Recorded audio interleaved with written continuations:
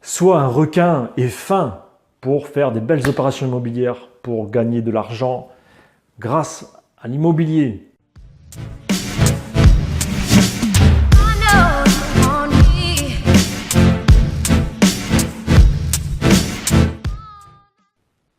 Et salut à toi, je suis content de te retrouver, c'est Bruno du blog J'achète un immeuble. N'oublie pas, tu cliques juste en dessous sur le bouton rouge, c'est marqué je m'abonne. Clique comme ça te permettra de rester en contact. Et aujourd'hui, je voulais développer une notion, c'est être un vrai requin en immobilier. Oui, parce que tu le sais, les bonnes affaires et le rendement se construit grâce à la négociation, grâce à ton pouvoir de négociation lors de l'achat, par exemple. Ensuite, tu vas faire intervenir plein de prestataires tout au long de ton investissement. Tu vas avoir le notaire, sur lequel tu peux négocier les frais de notaire, enfin du moins la partie émolument. Tu vas avoir des artisans, donc pareil, tu vas pouvoir négocier, faire intervenir plusieurs artisans, faire plusieurs devis et négocier les tarifs de rénovation. Tu peux avoir un comptable, un expert comptable, pareil, c'est négociable. Donc négocier cette partie. Tu peux avoir, je ne sais pas, un diagnostiqueur immobilier, un archi, et au niveau de tous ces prestataires, tu vois, tu peux négocier les tarifs fortement, s'il faut, pour créer ta rentabilité, pour te créer un cash flow, et vraiment pour que ça devienne une belle opération immobilière. Oui, super.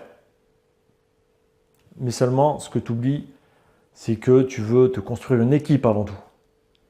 Et c'est ça le plus important, et une des choses les plus importantes pour développer ton patrimoine, pour développer quelque chose de gros sur la durée. Il faut que tu aies une équipe. Et là, il faut que tu revoies ta copie. Parce que être un vrai requin, il faut nuancer. Et c'est là aujourd'hui que je veux t'amener à réfléchir, c'est ne sois pas un gros enfoiré avec tes prestataires. Parce que sinon, ils vont bosser qu'une seule fois avec toi. Et ça va être compliqué vraiment de construire un réseau, de construire une équipe. Et il faut vraiment que tu t'amènes tes premiers prestataires, qui sont valables, à devenir des partenaires. C'est ça, de prestataire, il faut que ça passe un partenaire.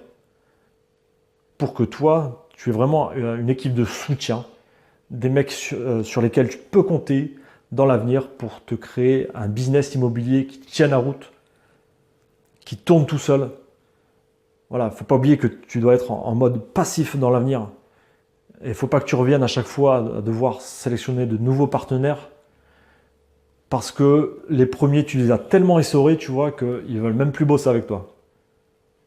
Donc, il faut savoir négocier, ok, à tous les niveaux, à tous les stades de l'investissement. Je suis d'accord. Mais je pense qu'une des opérations les plus rentables, c'est de se construire une équipe polyvalente, spécialisée à la fois, et vraiment un groupe de soutien qui va permettre de faire décoller ton business immobilier. Moi, ce que je te conseille, c'est dans un premier temps, quand tu démarres, tu sélectionnes dans chaque corps de métier ou de spécialistes que tu vas voir, tu sélectionnes ceux qui te semblent le plus corrects. Pas forcément en termes de tarifs. Tu négocies un peu, et là, une fois que tu sens que ça tourne, que les mecs ils valent le coup, il faut les fidéliser. Ni plus ni moins, il faut que tu crées une équipe qui va faire que tu vas avancer plus facilement, plus vite. Et je t'assure que ta rentabilité, tu vas plus la faire sur le long terme avec ton équipe qu'en one shot, tu vois, comme ça, sur un achat où tu vas vraiment pressuriser tous tes prestataires au maximum. Et les mecs, tu ne pourras pas compter sur eux dans l'avenir. Parce qu'il faut toujours garder à l'esprit que le pas cher coûte cher, au final. C'est valable dans tous les domaines de la vie. Et même peu importe le produit physique que tu achètes, le pas cher coûte cher. Et sur la constitution d'une équipe, c'est pareil. Si tu prends que des mecs low cost, parce que tu les auras pressurisés au max, mais souvent, tu auras des prestations low cost, ça va avec.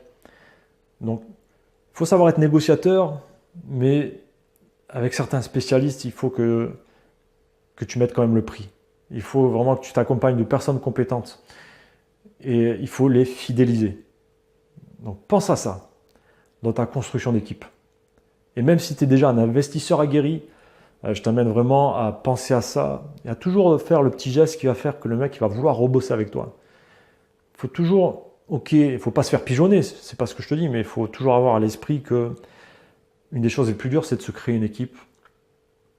Et il faut savoir instaurer une relation gagnant-gagnant.